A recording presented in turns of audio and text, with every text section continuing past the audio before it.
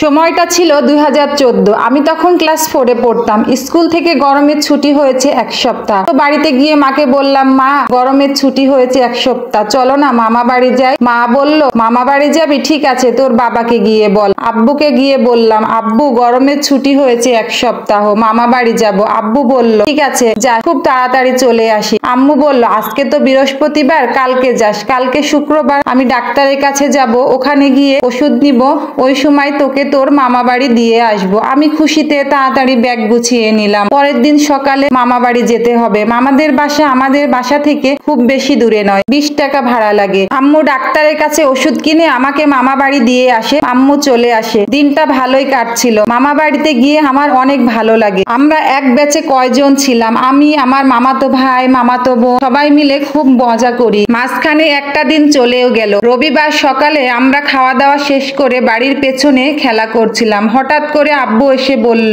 তামান্না এদিকে আয়। আমি তখন আব্বুকে দেখে অবাক হয়ে গেলাম। আব্বু তুমি কখন এলে? এই তো এসে চলে আসলাম, চল বাড়ি চল। আমি বলছি, কেন আব্বু, মাত্র তো 2 দিন হয়নি, এখনই বাড়ি চলে যাব?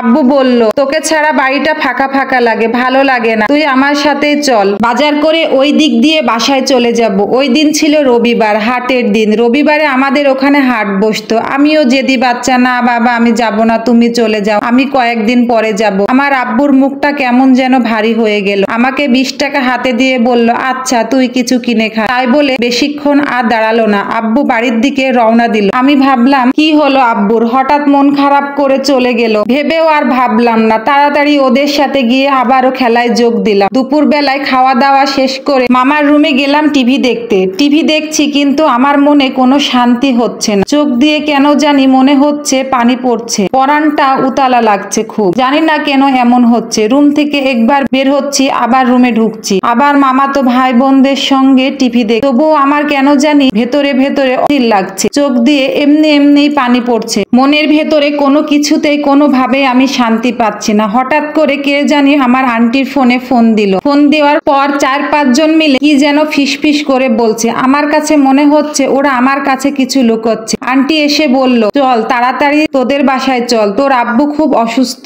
এর মধ্যে মামা এসে তাড়াতাড়ি করে বলল, তামান্না কোথায়? তামান্না, ওকে কেউ কিছু বলিস না, তাড়াতাড়ি বের হ। তামান্নার আব্বু বাজারে গিয়ে হঠাৎ করে স্টক করেছে। দৌড়ে গিয়ে রুম থেকে বের হয়ে এসে আমি আন্টিকে জিজ্ঞেস করলাম, আন্টি কি হয়েছে, আব্বুর কি হয়েছে? তখন বলল, তোর আব্বু অনেক অসুস্থ, তাড়াতাড়ি চল, কিছু হয়নি, সব ঠিক হয়ে যাবে। এই কথা বলে আন্টিও খুব কান্না করছে। আর আন্টির কান্না দেখে আমারও খুব কান্না পাচ্ছে। আমি মনে মনে ভাবছিলাম, একটু আগেই না আব্বু আমার কাছে আসলো, 20 টাকা দিয়ে গেল কিছু খাওয়ার জন্য, হঠাৎ করে কি হলো মানুষটার? পাশের বাড়ির এক গাড়ি এনে মামা বলল, তাড়াতাড়ি চল, গাড়িতে ওঠ। সবাই মিলে গাড়িতে উঠে পড়লো। গাড়ি থেকে নামতে না নামতেই দেখলাম রাস্তার কাছে অনেক মানুষ। হঠাৎ করে আমার ভাই আমার কাছে এসে বলল, তামান্না বোন, এটা আমাদের সঙ্গে কি হয়ে গেল? বাড়ির সামনে যেতে না যেতেই দেখলাম বাড়ির সামনে মরা খাটের ওপর আমার বাবা শুয়ে আছে। আমার আম্মু ঘরের ভেতর চিৎকার করে কান্না করছে। পাশের বাড়ির চাচিরা আমার আম্মুকে ধরে রাখছে। ওই দিন মনে হলো পুরো দুনিয়া অন্ধকার হয়ে গেল আমার। শুধু আল্লাহকে বলতে লাগলাম,